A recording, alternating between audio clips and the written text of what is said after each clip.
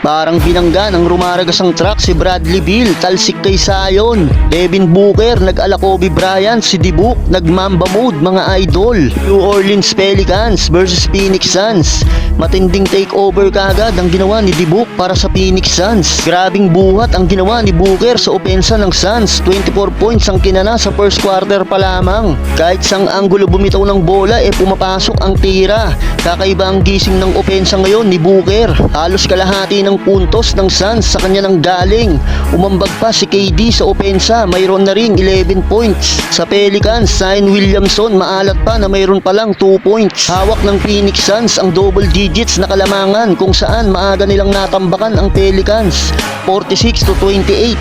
Second quarter, lumobo palalo ang lead ng Suns. Hindi pa rin makasabay ang New Orleans sa ataking ginagawa ng Phoenix Suns. Si Devin Booker pa rin ang leading scorer ng Suns.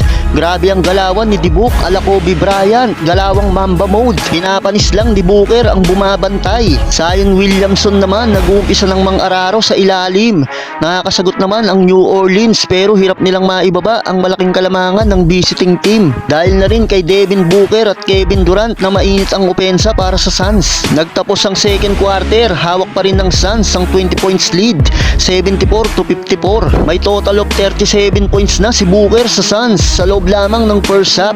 Third quarter, mga idol, tuloy pa rin ang pagbaon ng Phoenix Suns sa New Orleans.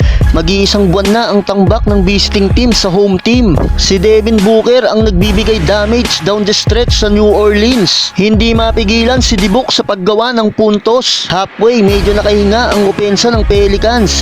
Bagyang nakagawa sila ng run, kaya napababa nila sa 15 points ang hinahabol nila sa Phoenix Suns. Si Zion at Murphy ang tumatrabaho sa opensa ng Pelicans. Meron ng tig 20 points si Zion at Murphy. Hawak na ng Pelicans ang momentum, kung saan nakapag-mini-run pa sila bago magtapos ang third quarter. 13 points na lang ang hinahabol nila, 103-90.